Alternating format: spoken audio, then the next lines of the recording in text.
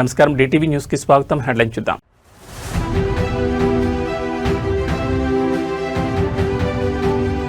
అమరావతి నిర్మాణ పనుల్లో వేగం, క్షేత్రస్థాయిలో సీఎం చంద్రబాబు పరిశీలన.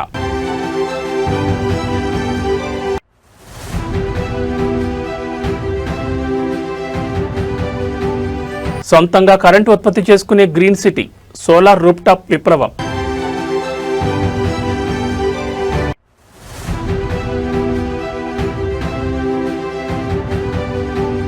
22A నిషేధిత భూముల్లోని స్థలాలకు ఎలాంటి డోకా లేదు, సీఎం ఘంటాపథ ప్రకటన.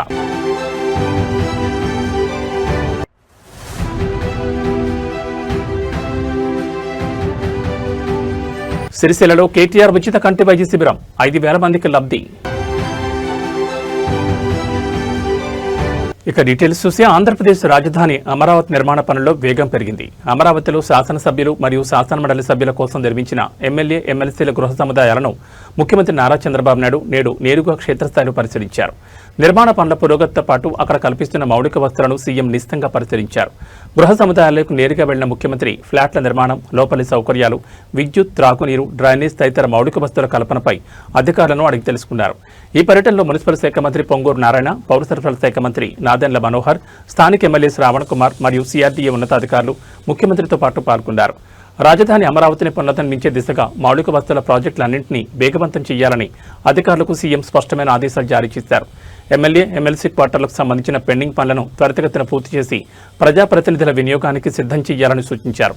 అమరావతిని నాలెడ్జ్ అండ్ అడ్మినిస్ట్రేటివ్ హబ్గా తీర్చిదిద్దేందుకు ప్రభుత్వం కట్టుబడి ఉందని సీఎం పునరుద్ఘాటించారు.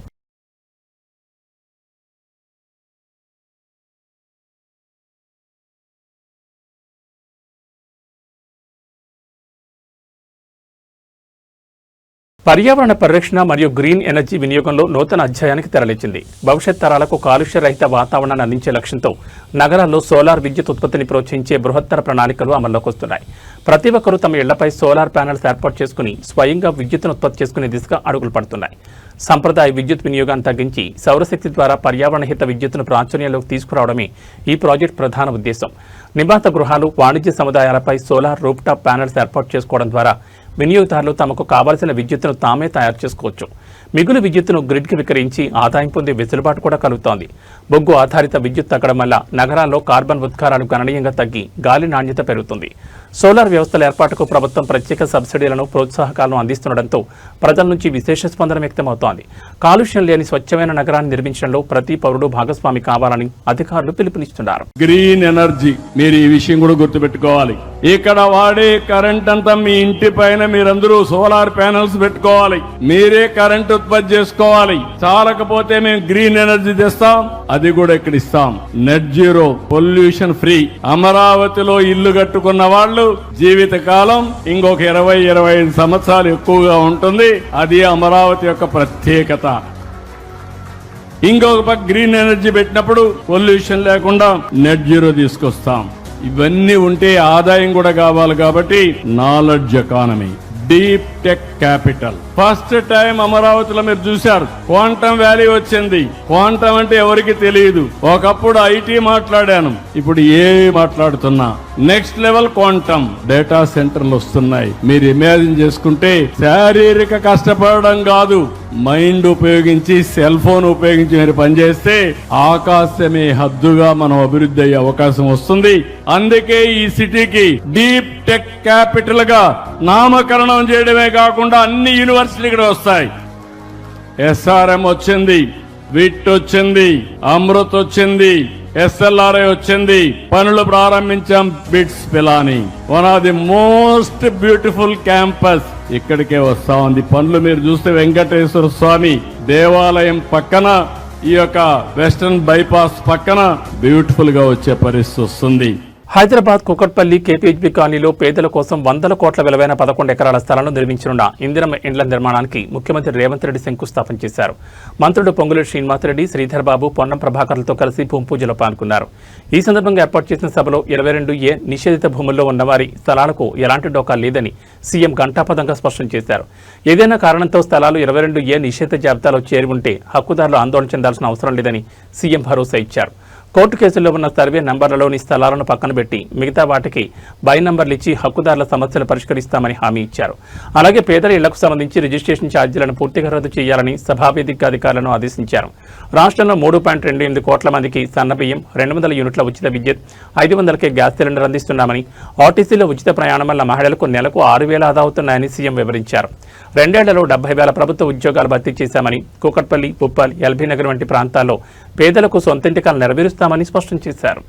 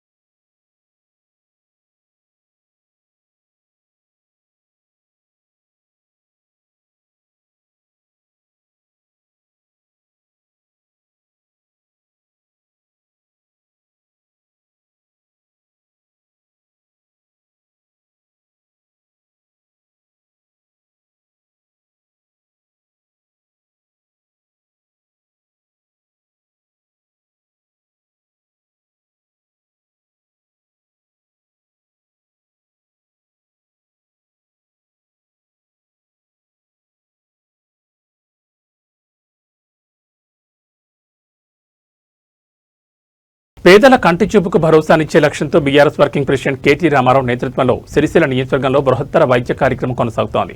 నాటి బీఆర్ఎస్ ప్రభుత్వ హయాంలో చేపట్టిన కేసీఆర్ కంటి వెలుగు కార్యక్రమ స్ఫూర్తితో రాజన్న సిరిసిల్ల జిల్లా వేర్నపల్లి మండల కేంద్రంలో ఇటీవలే భారీ ఉచిత కంటి పరీక్షల శిబిరం నిర్వహించారు.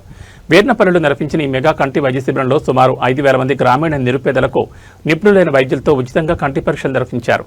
పరీక్షల అనంతరం అవసరమైన 1,371 మంది బాధితులకు కేటీఆర్ చేతుల మీదుగా ఉచితంగా కళ్లద్దాల పంపిణీ చేశారు. కంటి చూపు సమస్యలతో బాధపడుతున్న గ్రామస్తులకు ఈ శిబిరం ఎంతో మేలు చేకూర్చింది. క్యాట్రాక్ట్ తదితర సమస్యలతో బాధపడుతూ శస్త్రచికిత్సలు అవసరమైన మరో 171 మందిని వైద్యులు గుర్తించారు. ఈ 171 మందికి అయ్యే కంటి ఆపరేషన్ల ఖర్చు మరియు పూర్తి బాధ్యతను కూడా తానే స్వయంగా భరిస్తున్నట్లు కేటీఆర్ ప్రకటించారు. నియోజకవర్గ ప్రజల ఆరోగ్య పరిరక్షణ ధ్యేయంగా ముందుకు సాగుతామని ఈ సందర్భంగా వెల్లడించారు. 5,000 మందికి స్క్రీనింగ్ చేసింది, 5,000 మందికి పరీక్షలు చేసింది.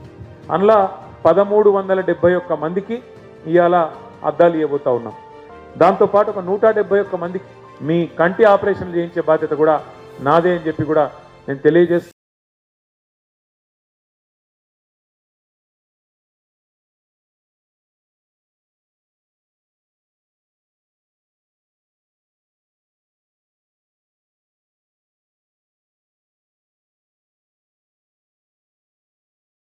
మస్తు రోజుల కింద కళ్ళు సరిగా కనిపించడం లేకుండే కేటీఆర్ వచ్చి ప్రోగ్రాం పెట్టి నుంచి మేము చూపించుకున్నాం కళ్ళను. ఈ రోజు వచ్చి అద్దాలు ఎత్తురు. కేటీఆర్ గారికి ధన్యవాదాలు. మాకు కంటి చూపు మంచిగా కనిపిస్తుంది. ఇస్తే కంటి వెలుగైన కార్యక్రమాన్ని చేసినందుకు దీన్ని బట్టి మన వృద్ధులకు కానీ ప్రతి ఒక్కరికి మంచిగా ఉపయోగపడే సార్. ఇది బ్రహ్మాండమైన ప్రోగ్రామ్ సార్. కేటీఆర్ గారికి ధన్యవాదాలు తెలియజేస్తున్నాం సార్. మా పెద్ద అమ్మాయికి అయితే సరిగా కళ్ళు కనబడాయి. దీంతో మాకు మా పాప అయితే ఇప్పుడు అయిపోయి డిగ్రీ ఉంది. ఆ ఖర్చులకే వెళ్ళదీయడానికి చాలా ఇబ్బంది ఉంది. అటువంటి సమయంలో ఇటువంటి కార్యక్రమం చేసి మాకు అద్దాలు ఇవ్వడం అయితే చాలా సంతోషం ఉంది సార్. మీకు అయితే ధన్యవాదాలు సార్. మేమైతే ఎప్పటికీ రుణపడి ఉంటాం.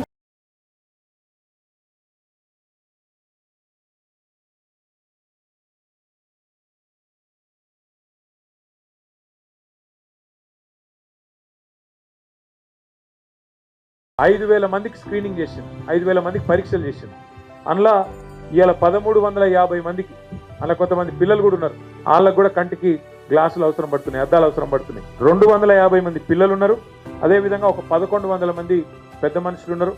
మొత్తం కలిపి 1,371 మందికి ఇవాళ అద్దాలు ఇవ్వబోతా ఉన్నాం. దాంతోపాటు ఒక 171 మందికి కంటిలో శుక్లాలు రావడం, ఇంకా ఇతరతర సమస్యలు రావడం వల్ల వాళ్లకు ఆపరేషన్ అవసరం పడుతుంది అన్నారు. ఆపరేషన్ కూడా మనం ఎక్కడికో పోయే అవసరం లేదు. మన సిరిసిల్లలోనే గతంలో మనమే ఆ రోజు 6 కోట్ల రూపాయలతోని ఎల్వి ప్రసాద్ కంటి దవాఖాన పెట్టించినాం. కాబట్టి ఈరినపల్లికి వెళ్ళి బండి వస్తుంది, మిమ్మల్ని ఎక్కించకపోతుంది, సిరిసిల్ల వైద్యం చేయించి ఆపరేషన్ చేయించి మళ్ళీ మీ ఇంటికాడ దిగబెట్టిపోయేటట్టు ఆ సౌలత్ కూడా ఏర్పాటు చేస్తూ ఉన్నాం. కాబట్టి 171 మంది మీ కంటి ఆపరేషన్ చేయించే బాధ్యత కూడా నాదే అని చెప్పి కూడా నేను తెలియజేస్తూ ఈ కార్యక్రమం వీర్నపల్లిలో మనం ప్రారంభించుకున్న తర్వాత దీన్ని ఆగన్న చెప్పినట్టు మొత్తం మన నియోజకవర్గంలోని మిగతా 4 మండలాలు మున్సిపాలిటీలో కూడా ఈ కార్యక్రమం చేస్తాం. ఆ తర్వాత పక్కనే ఉన్న వేములవాడ నియోజకవర్గంలో కూడా కార్యక్రమం చేసుకొని మొత్తం రాజన్న సిరిసిల్ల జిల్లా మొత్తం బోయిన్పల్లి కావచ్చు, ఇల్లంతకుంట కావచ్చు, అక్కడ కూడా చేపిద్దాం. జిల్లా మొత్తం మంచిగా చేసుకుంటే అప్పుడన్న ప్రభుత్వానికి సోయొచ్చి వాళ్ళు మొదలు పెడితే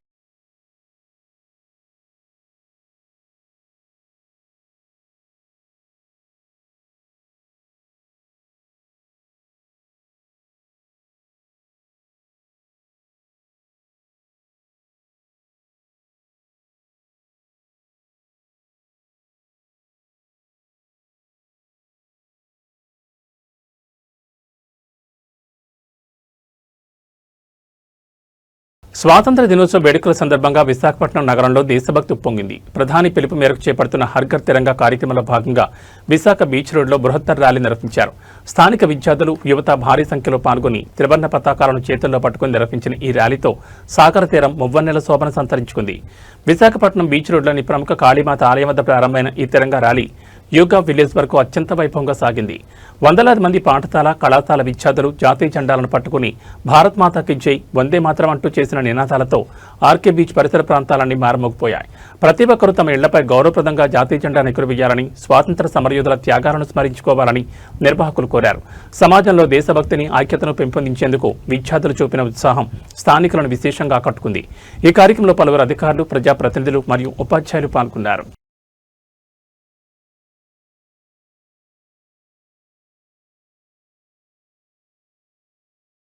తెలంగాణ ముఖ్యమంత్రి రేవంత్ రెడ్డి ప్రత్యర్థులపై విరుచుకుపడ్డారు. రాష్ట్రంలో కరువు రావాలని, ప్రభుత్వం ఇబ్బందుల్లో పడాలని కొంతమంది నాయకులు కర్ణాటక, తమిళనాడు వెళ్లి అఘోర పూజలు చేశారంటూ సంచలన వ్యాఖ్యలు చేశారు.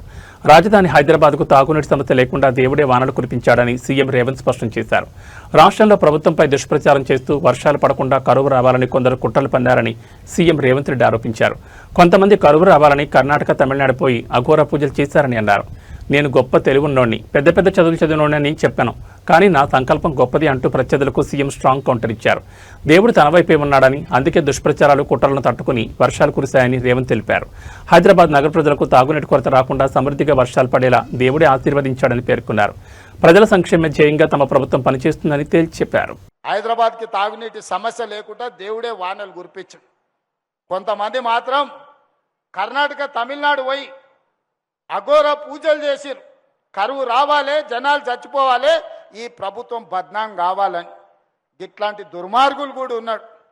ఎంత ఘోరంగా అఘోర పూజలు చేసినా దేవుడు వాళ్ళ దిక్కు లేడు, దేవుడు మన దిక్కు ఉన్నాడు. ఎందుకంటే మన సంకల్పం మంచిది. నేను గొప్ప తెలుగులో నేను చెప్పను, పెద్ద పెద్ద చదువులు చదువుకున్నానని నేను చెప్పను, కానీ 10 మందికి మేలు చేయాలన్న ఆలోచన నాకుంది. అది ఒక్కటి చాలు నన్ను దేవుడు కాపాడడానికి, ఆశీర్వదించడానికి. దేశంలో సమైక్యత, సామాజిక సామరస్యం మరియు ప్రజాస్వామ్య విలువలను పెంపొందించే లక్ష్యంతో చేపట్టిన రాజీవ్ గాంధీ జ్యోతి సద్భావన యాత్ర హైదరాబాద్లోని రాష్ట్ర కాంగ్రెస్ ప్రధాన కార్యాలయం గాంధీ భవన్కు చేరుకుంది. ఈ యాత్రకు కాంగ్రెస్ ముఖ్యాధికారులు, శ్రేణులు మరియు యువజన నాయకులు ఘనంగా స్వాగతం పలికారు. మాజీ ప్రధాని స్వర్గీయ రాజీవ్ గాంధీ దేశ ఐక్యత, సాంకేతిక ప్రగతి, యువత సాధికారత మరియు సమగ్ర అభివృద్ధి కోసం చేసిన కృషిని స్మరించుకుంటూ ఈ యాత్ర కొనసాగుతోంది. గాంధీ భవన్ ప్రాంగణంలోకి రాజీవ్ గాంధీ జ్యోతి సద్భావన యాత్ర ప్రవేశించగానే కాంగ్రెస్ శ్రేణులు నినాదాలతో హోరెత్తించాయి. సాంకేతిక విప్లవం మరియు పంచాయతీరాజ్ వ్యవస్థ ద్వారా దేశ రూపురేఖలు మార్చిన నాయకుడిగా రాజీవ్ గాంధీ అందించిన సేవలను ఈ సందర్భంగా నేతలు కొనియాడారు.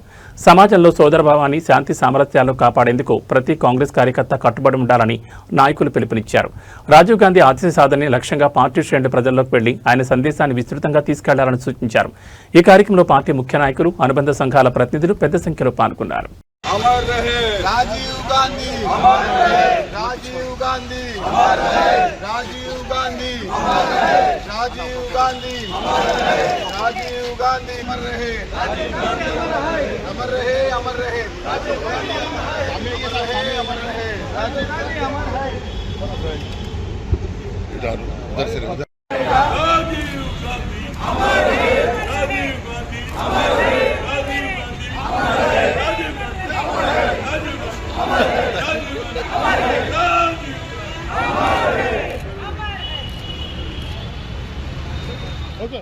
సూర్యాపేట జిల్లా మోతే మండలంలో దంపతుల జంట హత్యల కేసులో కళ్లు చెదిరే సంచలన విషయాలు వెలుగులోకి వచ్చాయి.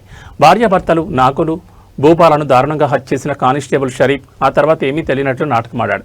హత్య చేసిన మరుసటి రోజు యథావిధిగా విధులకు హాజరవడమే కాకుండా మృతదేహాలను వెలికితీసే ఘటనా స్థలంలోని విధుల్లో పాల్గొంటూ అమాయకుల్లా నటించడం అందరినీ దిగ్భ్రాంతి గురిచేసింది.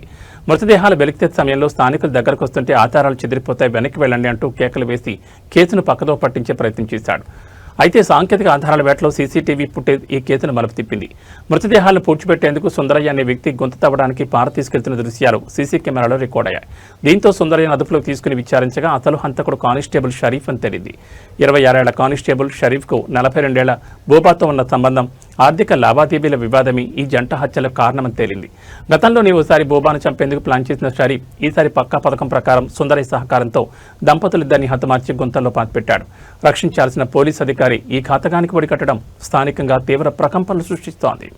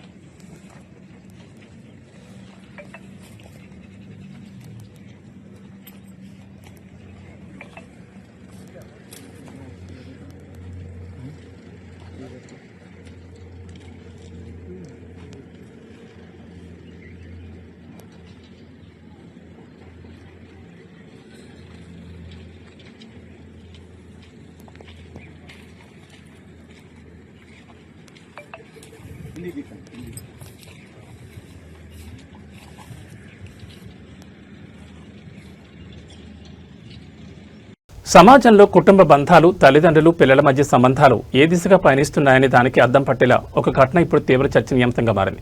ఆలస్యంగా ఇంటికొచ్చిందన్న కోపంతో తండ్రి కూతురుపై చెప్పుతో దాడి చేయగా అక్కడితో ఆకుండా కూతురు కూడా తిరగబడి తండ్రిని తనడంతో ఇద్దరి మధ్య తీవ్ర గొడవగా మారింది. ఈ ఘటన సోషల్ మీడియాలో పెద్ద ఎత్తున చర్చకు దారితీసింది.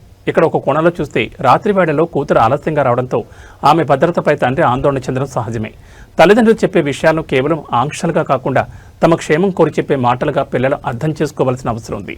అయితే ఎంత కోపం వచ్చినా కన్న కూతురిపై చెప్పుతో కొట్టడం సమస్యకు ఏమాత్రం పరిష్కారం కాదనేది విశ్లేషకుల అభిప్రాయం.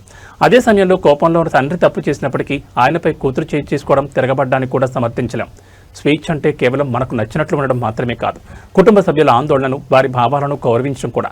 కోపంలో నిగ్రహం కోల్పోవడం వల్ల బంధాలు బలహీనపడతాయనే దానికి ఈ ఘటన ప్రత్యక్ష ఉదాహరణ. మరి ఈ ఘటనలో తప్పెవరిది అంటారు? ఆందోళనతో కోపాన్ని అదుపు చేసుకోలేకపోయిన తండ్రిదా, లేక సహనం కోల్పోయి తండ్రిపైనే తిరగబడ్డ కూతురిదా, లేక ఇద్దరిదినా?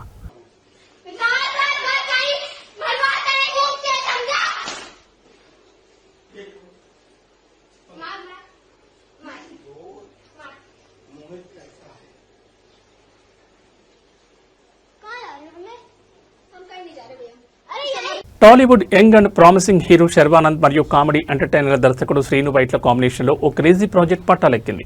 వీళ్ళిద్దరి కలయికలో తెరకెక్కనున్న కొత్త సినిమా నేడు హైదరాబాద్లో ఘనంగా పూజా కార్యక్రమాలతో ప్రారంభమైంది. సినీ రాజకీయ ప్రముఖుల సమక్షంలో జరిగిన ఈ కార్యక్రమంలో మాజీ మంత్రి తలసాని శ్రీనివాస్ యాదవ్ తొలి సన్నివేశానికి క్లాప్ కొట్టి చిత్ర బృందానికి శుభాకాంక్షలు తెలిపారు. వైవిధ్యభరితమైన కథలతో ప్రేక్షకులను అలరించే శర్వానంద్ తన మార్క్ టైమింగ్తో బాక్సాఫీస్ వద్ద విజయం సాధించి శ్రీను వైట్లతో కలిసి సినిమా చేస్తుండటంపై సినీ వర్గాల్లో భారీ అంచనాలు నెలకొన్నాయి. హైదరాబాద్లోని రామానాయుడు స్టూడియోస్లో జరిగిన పూజా వేడుకల్లో పలువురు సినీ ప్రముఖులు, నిర్మాతలు పాల్గొని వేడుకను ఘనంగా నిర్వహించారు. Out and out family and comedy ఎంటర్టైనర్గా ఈ చిత్రాన్ని తెరకెక్కించనున్నట్లు సమాచారం. ముహూర్తపు షాట్కు మాజీ మంత్రి తలసాని శ్రీనివాస్ యాదవ్ క్లాప్ కొట్టగా ప్రముఖ నిర్మాతలు కెమెరా స్విచ్ ఆన్ చేశారు. ఈ సందర్భంగా చిత్ర యూనిట్కు తలసాని ప్రత్యేక అభినందనలు తెలిపారు. త్వరలోనే ఈ ప్రాజెక్టు సంబంధించిన నటీనటులు, సాంకేతిక నిపుణుల వివరాలను మరియు రెగ్యులర్ షూటింగ్ షెడ్యూల్ను అధికారికంగా ప్రకటించనున్నారు.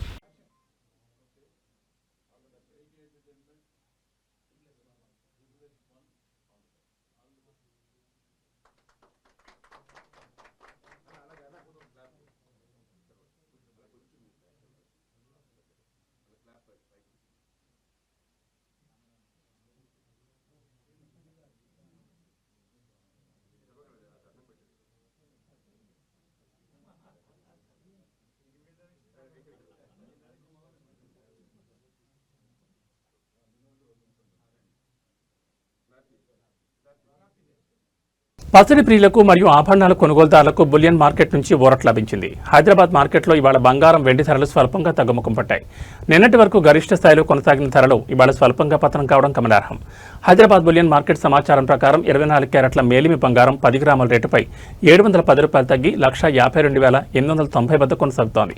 ఇక ఆభరణాల తయారీకి ఉపయోగించి 22 క్యారెట్ల 10 గ్రాముల పసిడి ధర ₹650 క్షీణించి 1,40,150 వద్ద నమోదైంది. పసిడి ధరలో నమోదైన ఈ తగ్గుదల కొనుగోలుదారులకు కొంత ఉపశమనాన్ని కలిగించింది. బంగారంతో పాటు వెండి ధర కూడా భారీగా దిగివచ్చింది. కేజీ వెండి రేటు ఏకంగా 5,000 పతనమై 2,55,000గా నమోదైంది.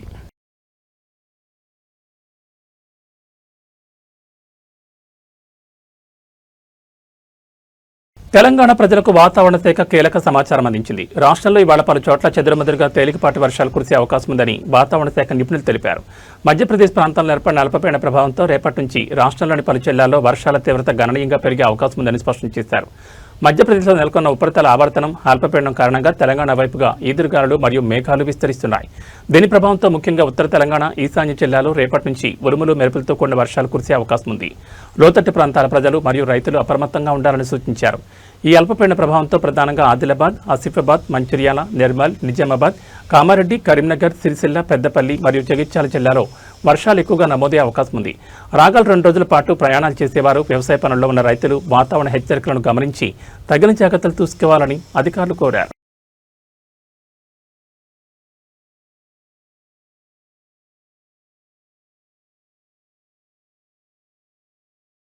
ఏబీ బులెటిన్ విశేషాలు. నమస్కారం.